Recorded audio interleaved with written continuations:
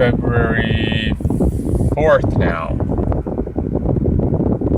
And you are reading that correctly, it is 75 degrees.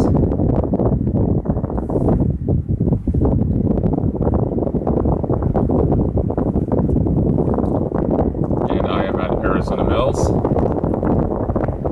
Today's a Saturday, so I thought I'd show you just how busy this mall is today.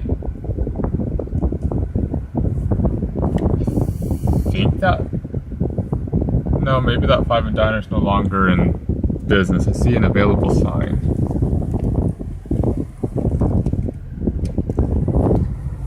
But this is the the southeast corner of the mall. That's Priest Drive right here.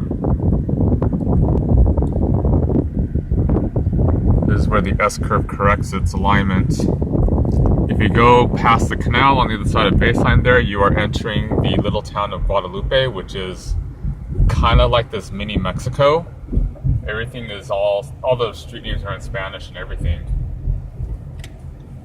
But I will bypass that section of the ring road because that is the mall's main entrance from Baseline. But that corner over there was more or less I was parked in a handicapped spot, and that entrance, that small entrance right there, and here is the last call, which is Neiman Marcus's clearance center, similar to how Nordstrom has the Nordstrom rack, and Last Chance, which we have one of those in Phoenix. This little corner, fewer cars, and that's because of the fact that this right here was Sports Authority, which they're now gone. At Halloween, that was a Spirit Halloween store. I don't recall if anything was in there for Christmas.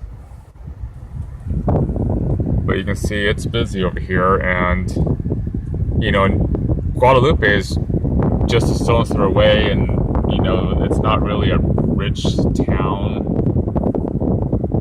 I mean, it's probably one of the poor areas of the valley, but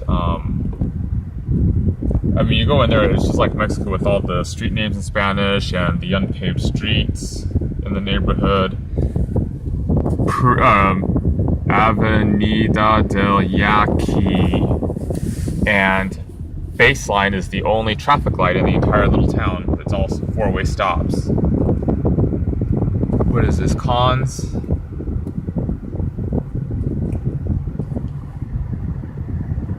What did that used to be? That used to be something. Linens and Things, I think, is what that used to be.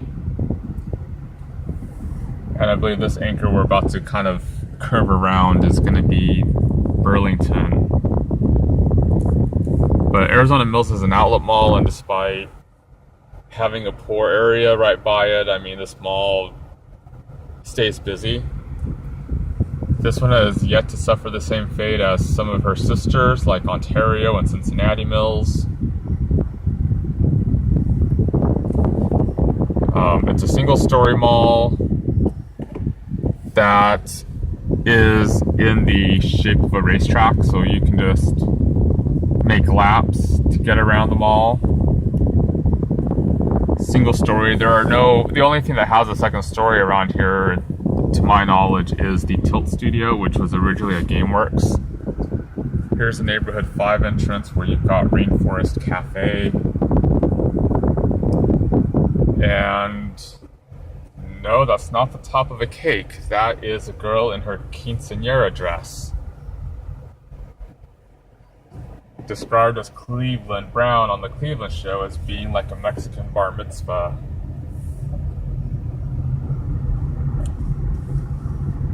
And this end over here is where the food court is located, as well as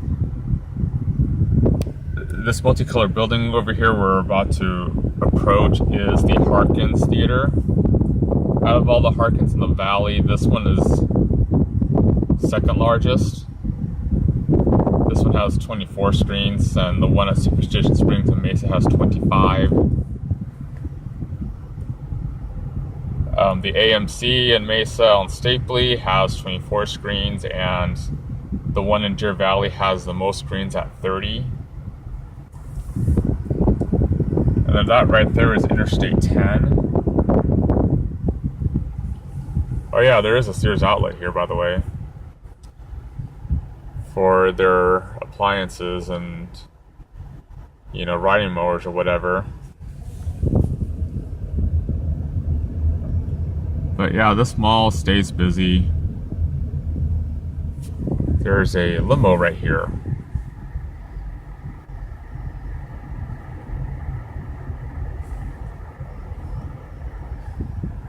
So let's head over to the other side. This is a mall where you definitely want to be able to get in and out using right turns as much as possible, except for when you actually exit the mall. The parking lot doesn't completely surround it because of the movie theater. You know, it's actually broken right here.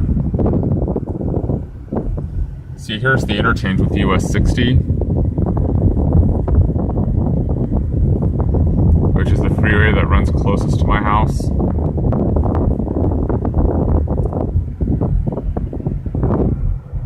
So that it probably helps us mall that it's at the intersection of two major freeways. But this side of the mall is always going to be the busiest because of the movie theater and because you've got the food court. I guess I'll make a right turn in here. There's a big bright yellow and red building over there. I'll go to that in a moment. Some of the parking lots, you will see these sort of scissor lift security booths. The thing I hate about their parking lot at this mall is just how narrow the aisles and the spots feel, since it doesn't have the diagonal parking that you typically see at a mall with one-way aisles.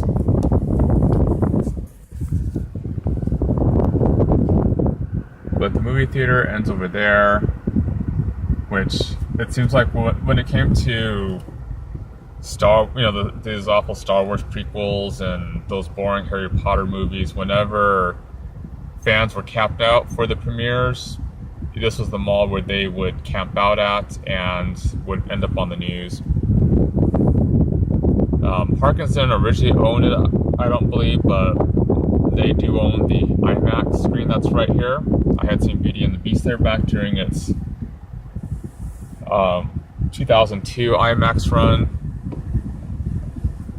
That is the Tilt Studio that was originally GameWorks. GameWorks moved out, I think last year, because that's when Tilt Studio opened last year. But GameWorks, I don't recall being all that busy in its later years. Their lease probably just went up and they decided not to renew. I guess it was a 20-year lease or something. So the bright red and yellow building is Legoland Discovery Center. I think this was once a sporting goods store of some sort, way back in the day. You know, that they moved out or they went under or whatever, but this has filled the spot in that sort of aquatic green kind of color building over there. Was originally, I think it was originally Mikasa, which was like a home store. And now it is the Sea Life Aquarium, and that's why there's that Lego statue erected there. Why it's themed that way for not only the Lego attraction, but also for the aquarium. Probably would have gotten a better view from that stupid truck just parked so sloppily.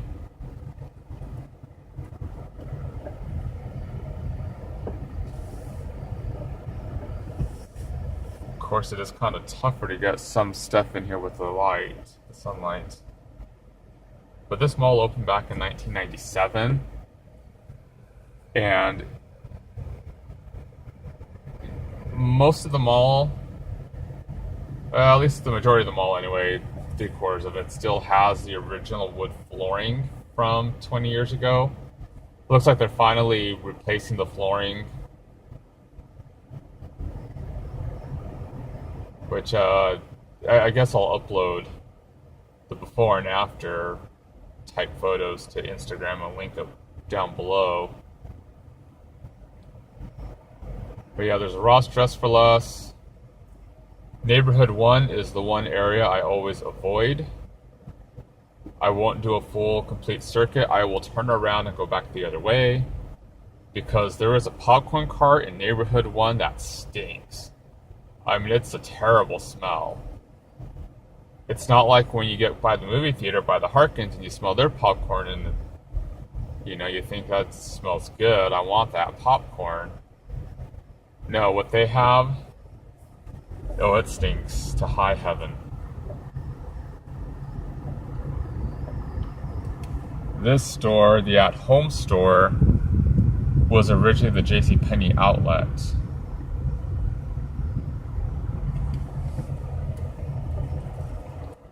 And sometimes you have to really watch it when driving around this mall because people are pretty stupid at driving.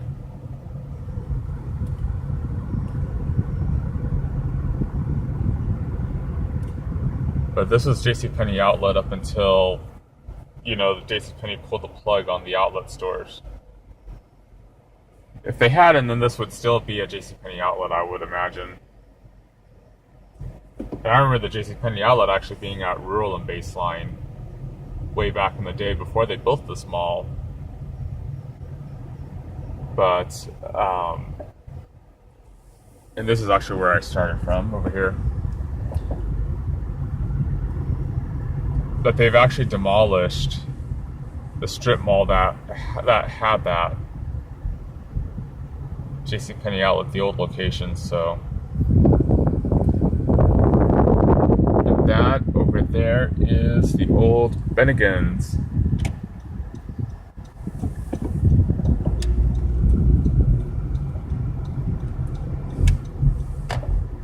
I want to give you a view of Bennigan's.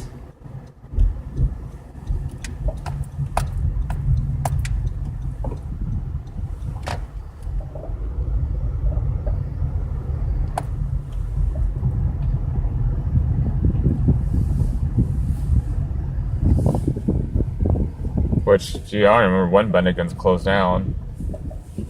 The old location at Fiesta Mall, or well, across from Fiesta Mall, is still standing and looks very dilapidated. So I remember their sign being turned away from the street.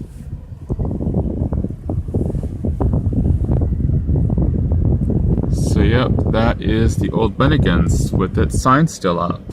How funny.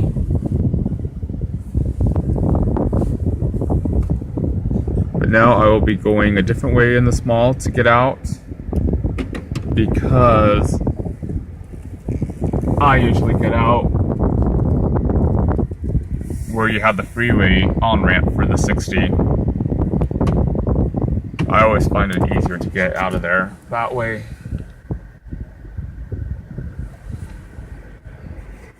But that is it.